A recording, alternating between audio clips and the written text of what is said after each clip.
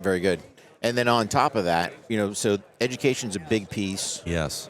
of what the NRA is doing. Yeah. You also have a legislative piece that's fighting for 2A gun rights. That's right. And quite frankly, I could talk for an hour straight about all the programs, right? Sure. But we're going to let you cherry pick the ones that Well, we want to talk about. But let me just say this.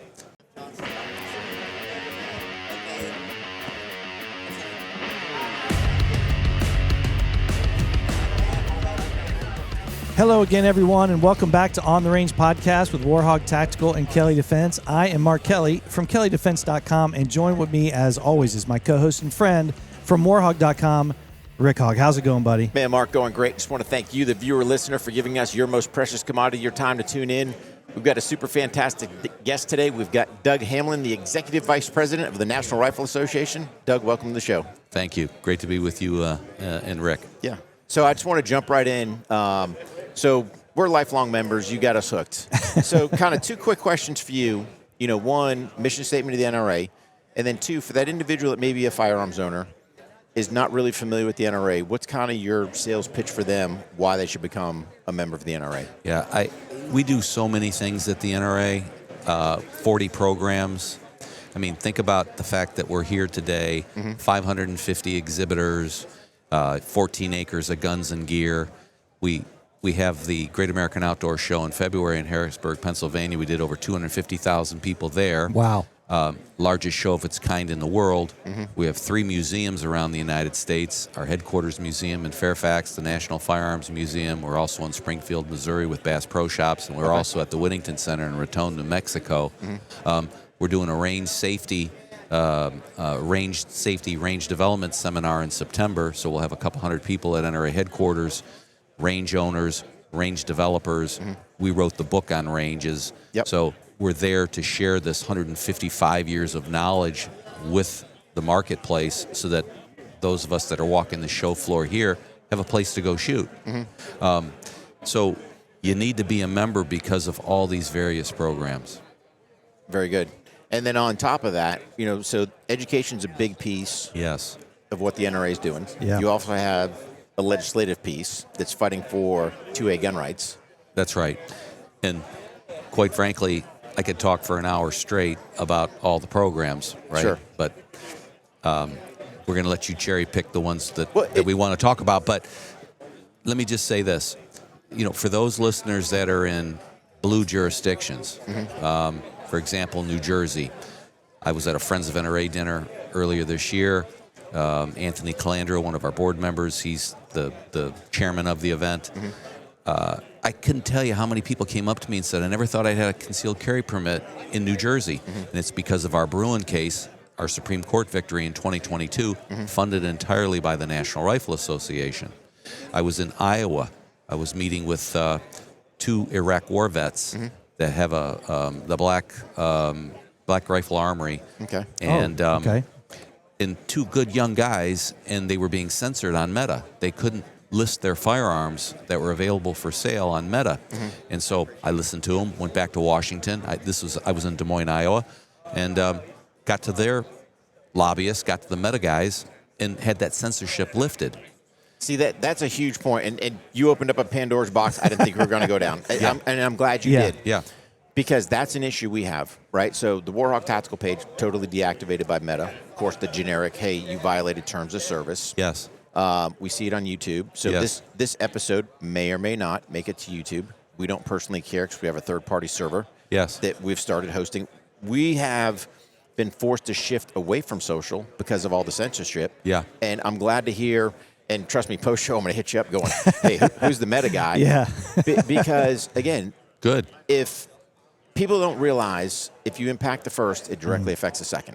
So you guys are almost dabbling in first stuff, so hats off to you for that one. So I had no idea. And I think it's important getting that message out there. Yes, we're looking to protect our 2A rights. Yep.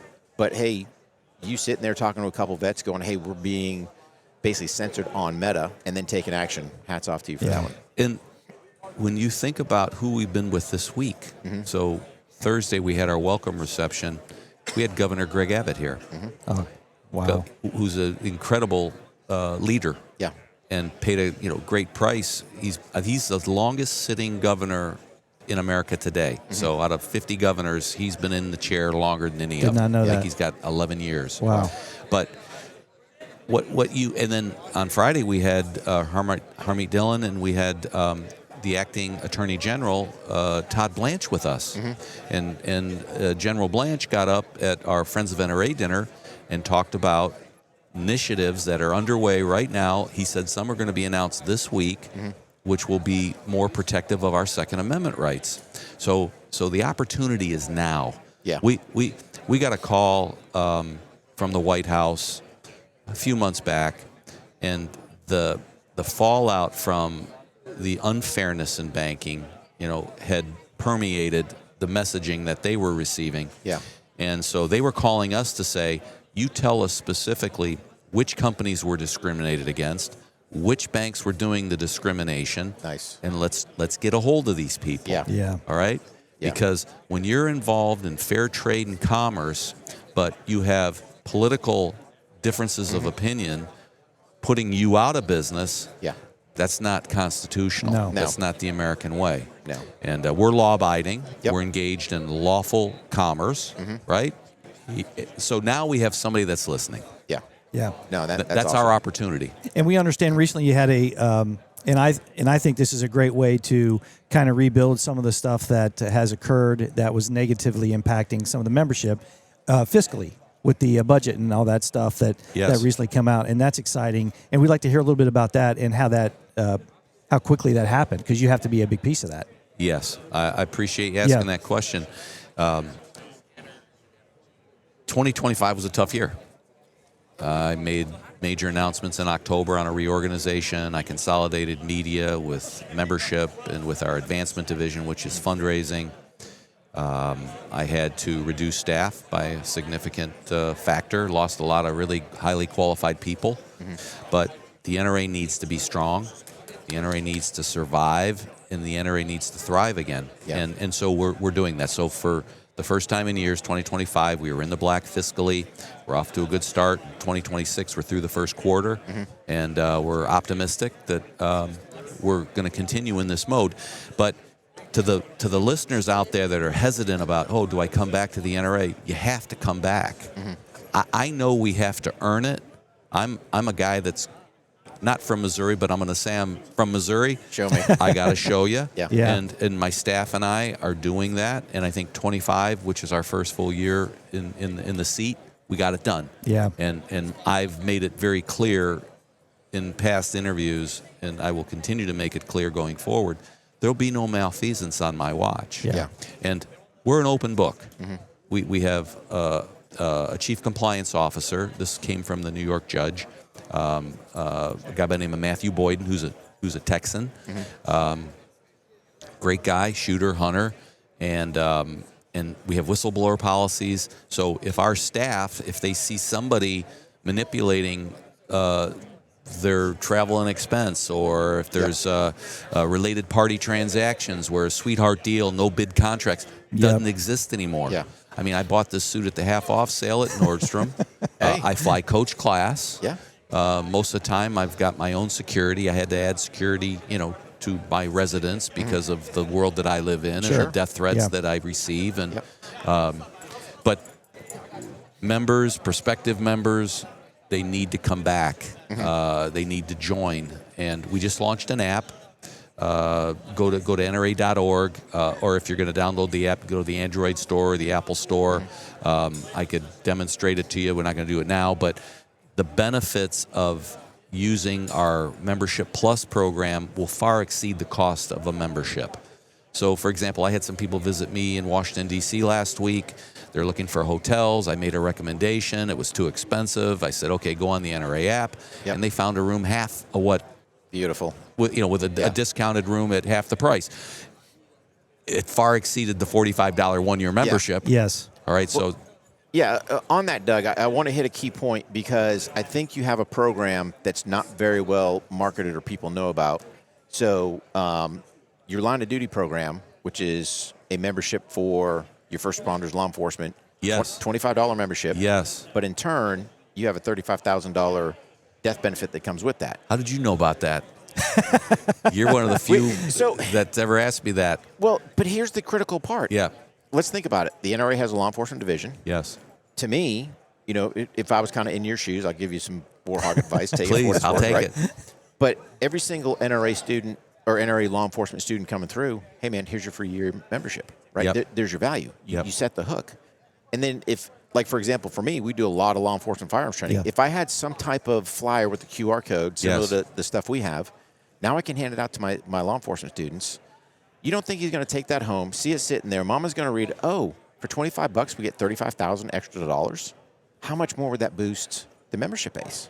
No, we need to get better at communicating that program, but you're right. And we've paid out millions of dollars, unfortunately, in death benefits because the boys in blue, the men in blue, the men and ladies in blue, unfortunately, are making these sacrifices. Yeah, and that's the thing. We're trying to keep them safe. I mean, you're throwing a benefit to them, so you talk about the app and the benefit there. I think that's going to be Yes. huge with the app. Yeah, a lot of information going out Yes, of there. I'm gonna do it right now before I forget. I'm gonna give you the card with the QR code and Oh, leave it with you. perfect. Awesome. And you can scan it. There you go. Beautiful. Awesome. Okay. Awesome for that, Doug. Yeah. Well, Yeah. sir, we know that you're pressed for time and you got a busy schedule. I'm sure it's crazy. So if you got one other thing, I got one last question for Yeah. you, Doug. Good. Yeah. And again, because you're a veteran, Yes. this is a critical piece. Sure. If you had one piece of advice for that transitioning service member, Yes. what would that be? That the position, the initial position that you segue into, you transition into, is less important than you think. Okay. Just get into the civilian space, get a job, and then you can fine tune the job. Okay. And I know what it's like to transition, right? That's why you're asking the question. Oh, yeah. Oh, yeah. And, I just want to say to the vets that are out there, thank you for your service. There'll never be more important work than you do when you're on active service. I was with Mark Geist this morning at the prayer breakfast. I actually introduced Mark. I don't know if you spoke to him this week. I've known Mark for a bunch of years, so yeah. So Mark, he's one of those guys that he's not about him, but the price that he's paid serving our country, Sure. right? And he's as good as they get. Yeah. Yeah. And as a poster guy for giving back to the country, and so he's a guy that will stand with the veteran community just like I will. Yeah. But to answer your question directly, just get in. Yeah. Yeah. Get a job, begin to fine tune it later. And I don't know if you're ever going to find something that's more important than you were doing as an active duty service member. I think you are. Okay. All right, so for example, with me, I did 29 years. Did you? Yes. Okay. And when I retired, Yep. Warhawk Tactical was already known that we were going to run that starting in 2001. So the first group of guys I trained for Afghanistan came back and said, hey, that stuff you taught me saved my life.